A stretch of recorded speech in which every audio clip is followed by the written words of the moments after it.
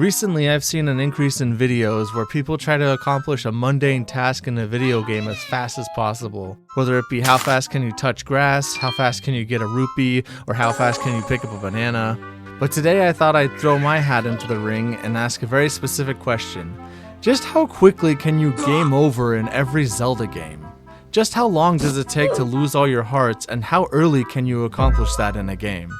So naturally, I played every game in the series, except the CDI games because I couldn't find a way to play those, and learned that some games take a lot longer to do this than others. So sit back and relax while I satisfy my morbid curiosity.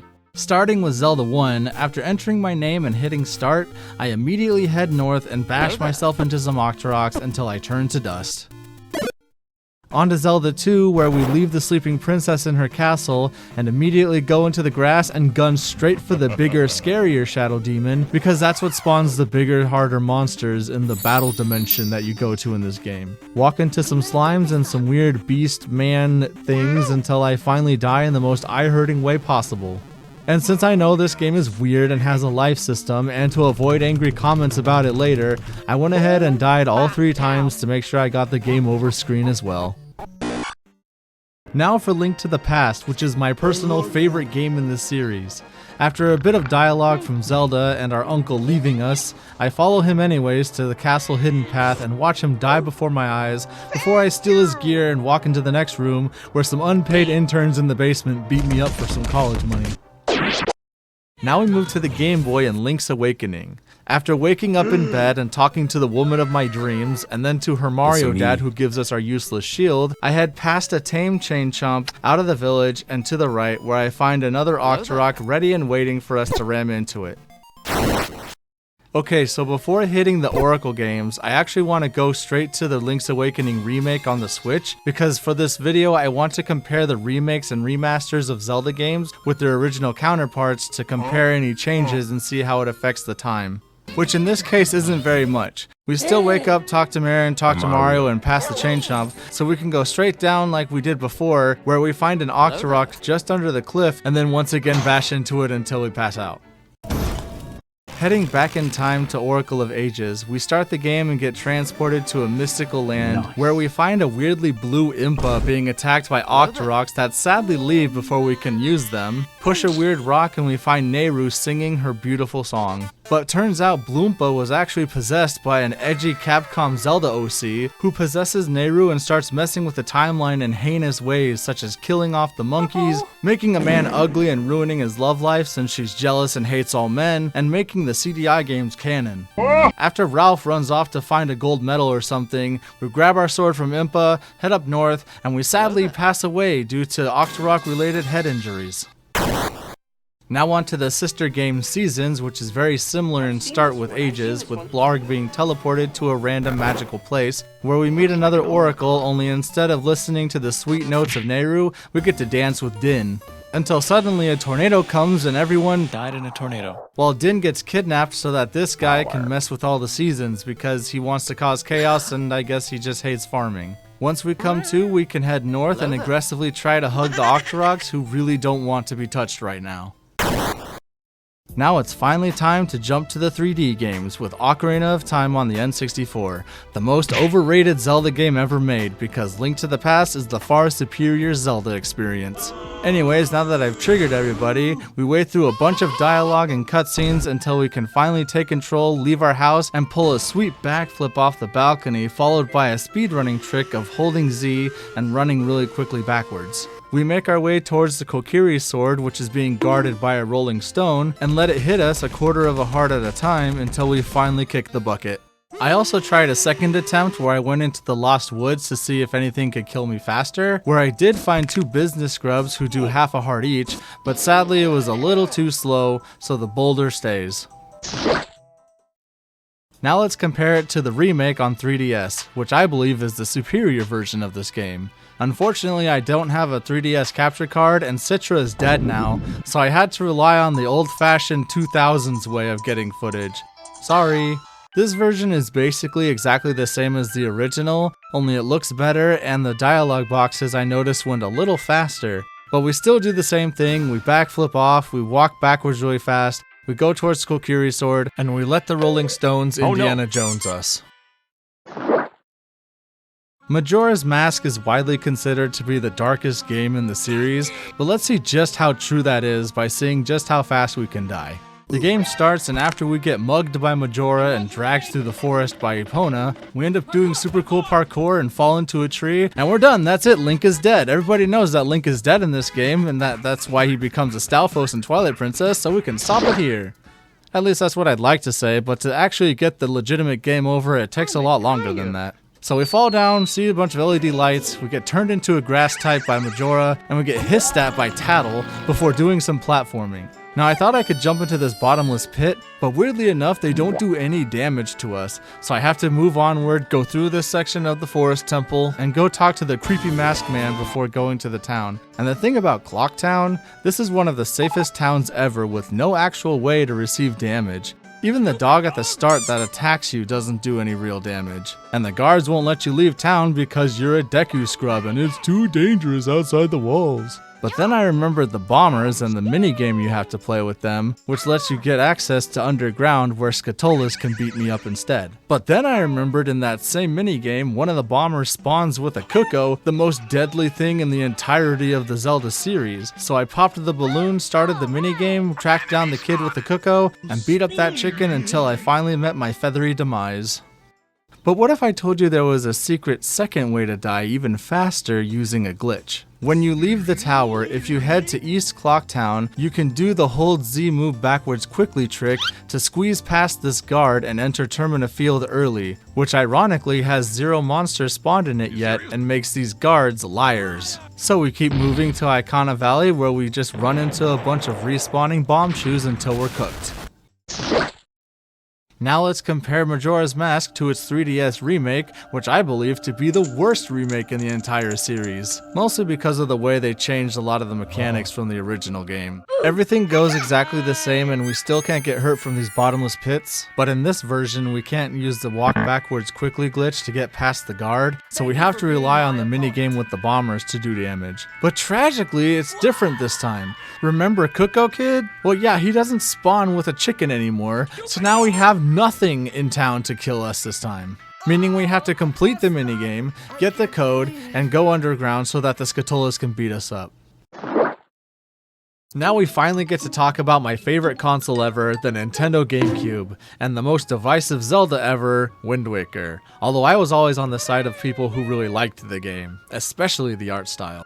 We name ourselves and we're forced to watch The Legend of Zelda, or more accurately Link, and to mash our way through unskippable dialogue from our sister Errol, or Ariel, or however you say it, who comes to remind us that it's our birthday today and to go over to Grandma's house, but I decide I've had enough birthdays for one lifetime and I really don't want to wear those green clothes, so I backflip into the ocean and proceed to drown multiple times. Because every time Link runs out of air while swimming, it does a quarter heart of damage to us. So we do that 12 times, trying to see just how far we can swim until we finally croak. Now because this game over took so long, I thought I'd try playing through the game normally to see if there was anywhere else that I could get damage dealt to me faster. But long story short, no. There's so much dialogue and cutscene to get through, as well as the training session with Orca to even get a sword before we can reach a point where we can take damage, that it's just faster to stay in the water instead.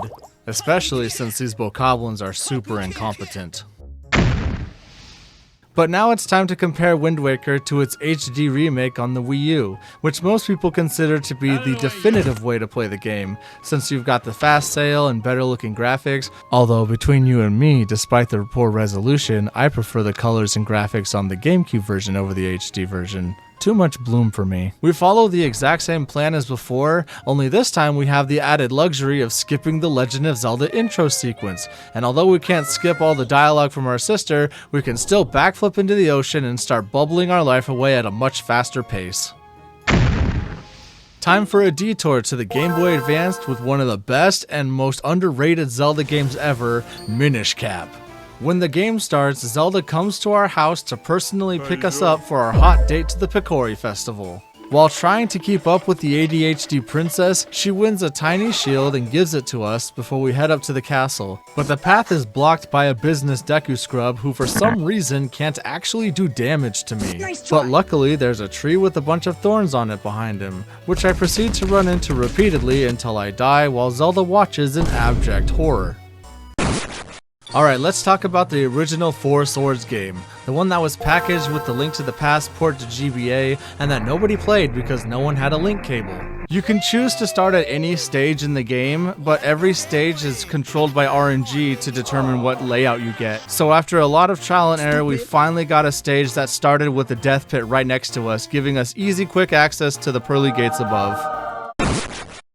And speaking of the Four Sword, now we get to move to one of the greatest games on the GameCube that I so desperately want to come to Switch, Four Swords Adventures. This game is amazing with some of the most beautiful graphics I have ever seen on the GameCube. Anyways, we get a text scroll telling us the story of the previous Four Swords game, followed by a very beautifully animated cutscene so the GameCube can show off its power, during which Shadow Link, who has the best laugh ever, pops out of the Four Sword dimension and kidnaps all 8 of the maidens. So we follow him into the Four Swords dimension, where if we touch him, he'll laugh at us and we'll look like we got hurt, but we don't actually take any damage because we don't have hearts yet. Pull the Four Sword out, release Vadi, and we all died in a tornado. Cut to the stage select and choose the first stage where we're woken up by the dumb owl and we go 2 screens to the left and 1 screen up to find our old friend the Octorok, ready and willing for us to bash into while we're in formation so we can make our hurt box bigger. Oh, it's time for another fan favorite. It's Twilight Princess, the game that's obsessed with the bloom effect and the color brown. I'll be playing the Wii version since that's the version I grew up with and prefer, and is the superior version to the GameCube one.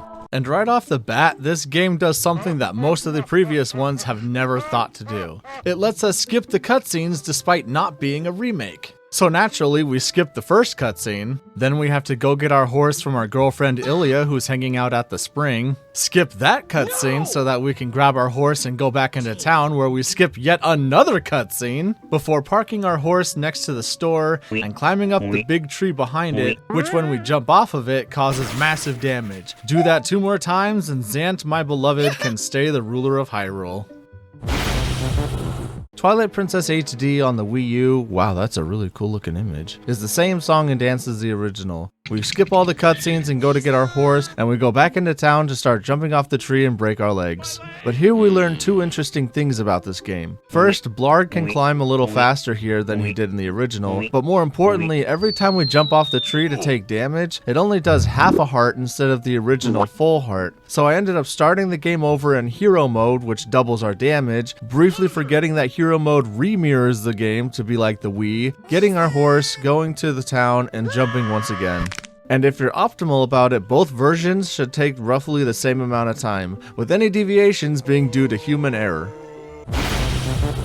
Phantom Hourglass is the next game on the list, a game that's a direct sequel to Wind Waker and even has a divided fan base just like its predecessor, with my opinion being I really don't like the game because I don't like its control scheme. Luckily, I don't have to deal with it for very long because we can skip the cutscene talking about the ghost ship and we can head straight into the action, waking up on an island and heading over towards the water, where we find out that in a game all about sailing across the ocean, Blarg is the Wicked Witch of the West because if he touches the water too many times, he's done for.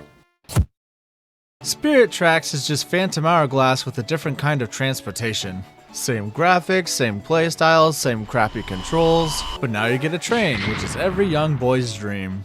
The game starts with us skipping the story that Nico is telling us because we're still mad at him for making fun of us in Wind Waker. We walk out the door and still bitter about all the things Nico put us through, we jump into the water to end the game. Because 100 years after Phantom Hourglass, they still haven't taught the hero how to swim. Skyward Sword, I'm not ready for a Skyward Sword. Seriously, I was dreading Skyward Sword the most because there are so many cutscenes in this game, and none of them are skippable. The game starts with the mega cutscene where first you see the imprisoned, the giant dark sausage of doom, then you see Zelda playing her harp and singing, and then you see Zelda's bird waking up Link and spitting a letter at him, and then finally you can take control. You walk out the door, another little cutscene to show you Skyloft. Walk towards the boxes, mandatory tutorial text. Until finally, after this long gauntlet of dialogue, I walk up these steps, and before walking into the big unskippable cutscene with Zelda and her dad, I climb onto these little posts at the edge of the bridge, jump onto the ledge below 6 times, and end the suffering that is these insufferably slow cutscenes. Oh, and shout out to my brother who showed me this trick, because before this, I actually did sit through the super long Zelda cutscene and had to game over by jumping very carefully onto this floating island behind the goddess statue, which took forever. But now we move on to the HD version on Switch, where I intend to do the exact same thing of mashing through cutscenes and jumping off the bridge to my demise. But by the grace of the goddesses of Hyrule themselves, we are finally given the ability to skip these super long cutscenes, which when coupled with the faster dialogue in this game means we can get to the bridge, start jumping, and lose our life faster than it takes for the original game to get through its opening cutscene at all. Here we go back onto the 3DS for Link Between Worlds, one of my favorite games in the series, for obvious reasons, and one that deserves more love and attention for literally being another Link to the Past game. It starts in the most relatable way possible of sleeping in and being late for work, before our coworker McGullicuddies comes to wake us up and then forces us to save before we can actually get to work. But when we do get to our job at the blacksmith's, we weasel out of getting in trouble because the guard forgot his sword and we need to take it to him, which is very me-coded because I forget stuff all the time. But instead of taking the forgetful guard his sword, we head to the north where we find a little body of water and we walk into it because Blarg once again is made out of lead and just sinks like a rock. Let's revisit an old classic in Four Swords. Just kidding, we're actually playing Triforce Heroes, the lame forgotten little sister of Four Swords that's obsessed with fashion and glamour. Skip the intro with the fashion hyperfixated princess who got ugly or whatever. Pass the rigorous entrance exam by having pointed ears, sideburns, and parted hair, and we get some special thread from Sir Combsley the Macho Man, which we take to Madame Kaucher, who turns it into the hero tunic we need so that we can look good enough to start the game. Now normally you'd play this game with 2 other people, but I don't have any friends, so I'm going through the no friends door, where this old man teaches me to use the creepy shadow puppets that look like Coco from Animal Crossing. Together with the creepy shadow puppet creatures, we make it to the first area of the forest where we do a totem puzzle and get sent to a room with a bunch of blobs, which we bump into a couple times so that we can lose our soul and we too become a creepy shadow puppet creature. Breath of the Wild is a critically acclaimed masterpiece of a Zelda game that everyone loves because of the great open world, the fun mechanics, and having a combat rewards and weapon system taken from Paper Mario Sticker Star. It's a game where people are dying all the time, in usually really funny ways too. But to achieve this goal on a new file, we open our eyes, grab our S-Pad, and walk out of the cave, where we get a big long look at the open world we're not going to explore until the camera rests on King Rome Bosphoramus Hyrule watching us from a distance. But I'm a King Daphnis No Hansen Hyrule stan, so I jump off the cliff immediately to avoid talking to this imposter of a Hyrulean king. Although Hyrule Warriors came out on Wii U, I'll be playing the definitive edition on Switch because it has everything and it's the one I had access to. Going into this game, I knew that the Warriors' enemy AI was basically dog water and they just kind of stand around and wait for you to toss them around in giant combos. So I switched the difficulty to hard in hopes that the enemies would actually, attack me, but in the end it didn't really change much. Being impatient with how little the monsters were even trying to hurt me, I figured it'd be faster to go through the scenario until a boss spawned to actually do damage to me. And luckily, after we save Proxy, the boss dragon character Volga shows up to beat me up, even if he's still kinda slow at it. The Switch also gave us another Hyrule Warriors game, Hyrule Warriors Age of Calamity, a game that most of you have probably forgotten about and that I have never played. But again, knowing it's a Warriors game, I switched the difficulty to hard before starting the game, where after skipping the cutscene with the egg and not Daphnis No Hansen Hyrule, we start the battle and gun straight to the right, surfing on our shield because we're just so cool like that, where we find a big ol' moblin who does us in pretty quickly. The penultimate game on this list is another spin-off game with a really cool concept. Cadence of Hyrule, a roguelike rhythm game where you move to Zelda music.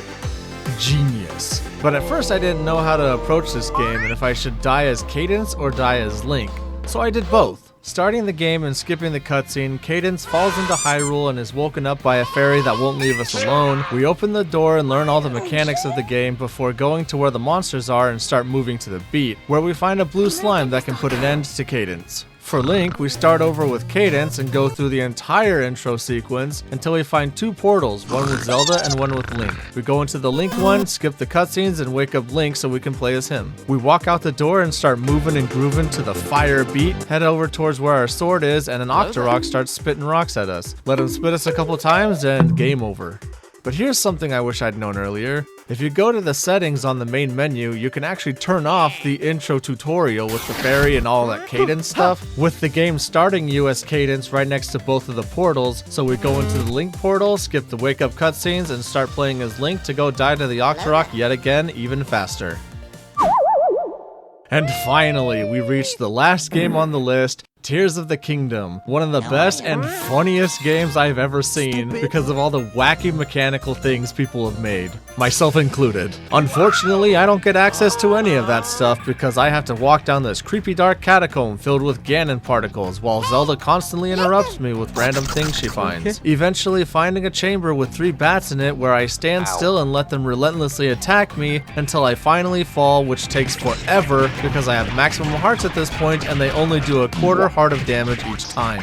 Because the bats took so long, I thought I'd try playing the game normally to see if there's a faster way to get hurt. But because we can't skip the rehydrating Ganondorf scene or Zelda being teleported away and us losing our arm, we only managed to find our broken Master Sword by the time the bats have already done us in. And that concludes our race to see how fast we can game over in every Zelda game, except the CDI games. Here's the list of game over times from the ones that went the slowest to the ones that went the fastest. Thanks again for watching this video that I put a lot of effort into. If you want something a little different, you can watch this tier list I made last year, where I ranked all the Zelda Link ships in every game based on how canon I think they would be. Thanks again, and have a brilliant rest of your day. Oh, and like and subscribe and share and etc, etc.